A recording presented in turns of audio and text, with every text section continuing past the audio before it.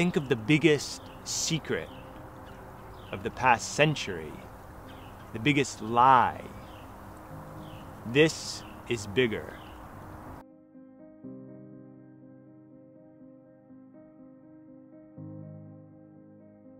My name is Justin Noble. I'm a science journalist. I write about issues of science and the environment for US magazines and investigative sites. And for the past 2 years, I've been researching the issue of oil and gas radioactivity. And so one of the first revelations is that oil and gas production brings with it to the surface an incredible amount of radioactivity. Much of it comes in the form of a toxic, salty liquid that the industry refers to as brine. Brine is something that collects at a wellhead in tanks, and human beings, truck drivers, must pull up to a wellhead and pick the brine up and take it to a site for disposal. These drivers are completely unaware that they are handling a hazardous substance. They're told they're hauling water or salt water, when in actuality, they're hauling something that well should be labeled as radioactive. And we can look at numbers. In the US, we often measure radioactivity with a unit called picocuries per liter. Environmental Protection Agency is our agency to look after our health, and they have a limit, a safe drinking water limit for radium, which is this very hazardous radioactive element in this brine that these truckers are picking up. Their limit is 5. The Nuclear Regulatory Commission has an industrial discharge limit, and there's 2 different isotopes of radium. Their limit is 60 for each isotope. And the brine that these truckers are hauling, radium can be as high as 28,500. These levels are extraordinary.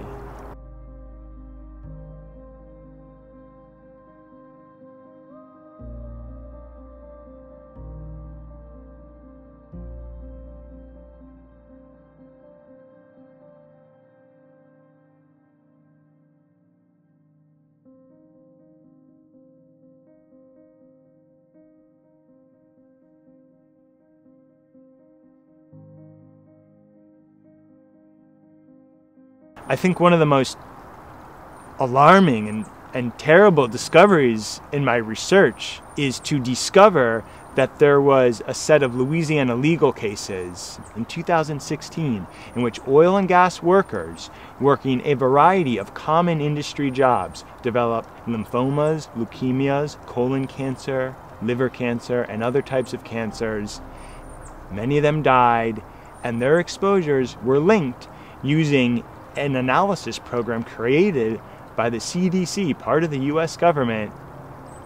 Their exposures were linked indisputably to the radioactivity exposure they received on the job. We only know about these cases because in Louisiana, they were brought in front of a court of law. There is no way that this is not happening in other parts of the country, in other parts of the world.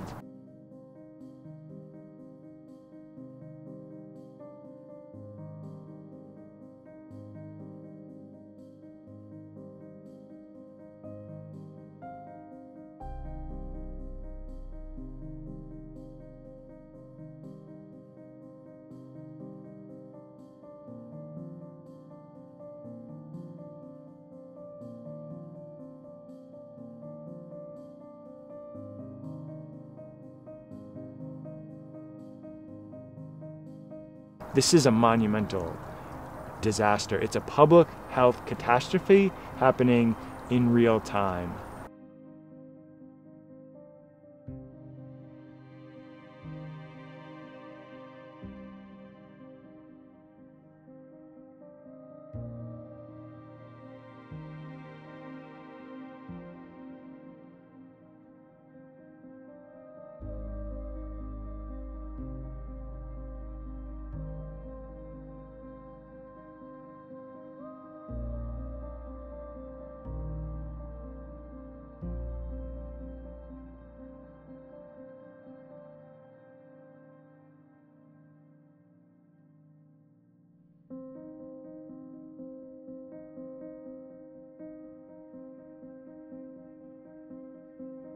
Fracking makes the situation so much worse. Not only do we have brine, but we also have drill cuttings. With fracking, we are often drilling into a black shale. Black shales are geologic formations that have a known high radioactive signature.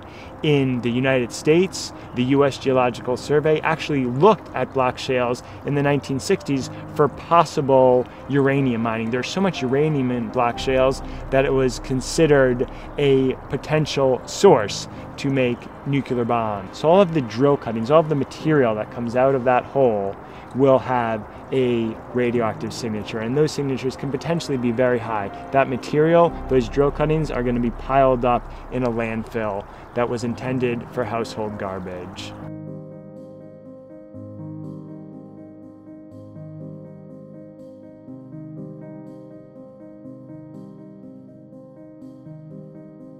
Some of these landfills have actually become the biggest geographic feature in their area.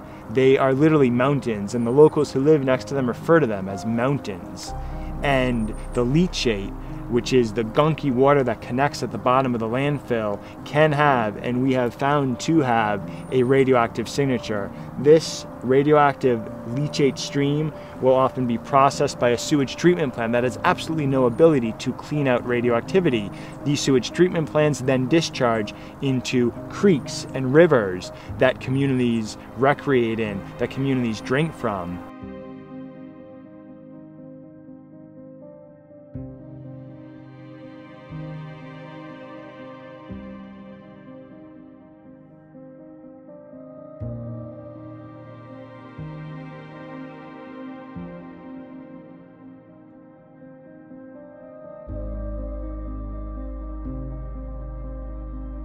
If the industry had to pay full price for that waste, if they had to appropriately dispose of the waste, if it had to go in trucks that actually were placarded as hazardous or radioactive, driven by drivers who actually knew what they were hauling, were trained to haul that material, it had to end up in landfills that were appropriately designed to carry radioactive toxic waste. If the industry had to do all of that, their costs would be extraordinary. There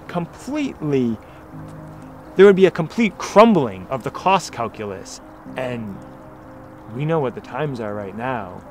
That would sink most oil and gas companies. Renewables would take over the next day. It's over. It's all over.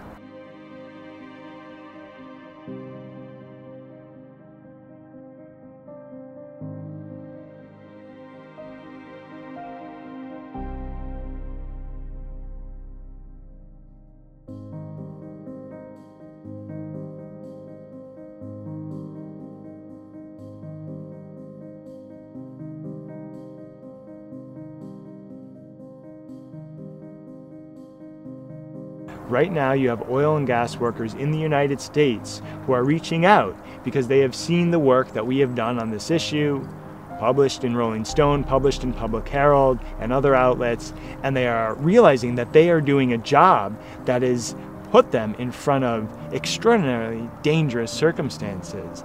They realize that they're not just contaminating themselves, they're potentially contaminating their families as well. So this isn't just a problem in the United States. There's a worker I'm in touch with who lives in the UK, and he worked in oil fields all around the world. One of his children developed leukemia and died at a very young age. And there is scientific research to link the exposure of a father to childhood leukemia. This type of research has, in many cases, been there for years, but it has not broached the surface of our consciousness, and it needs to. The medical community needs to wake up to this.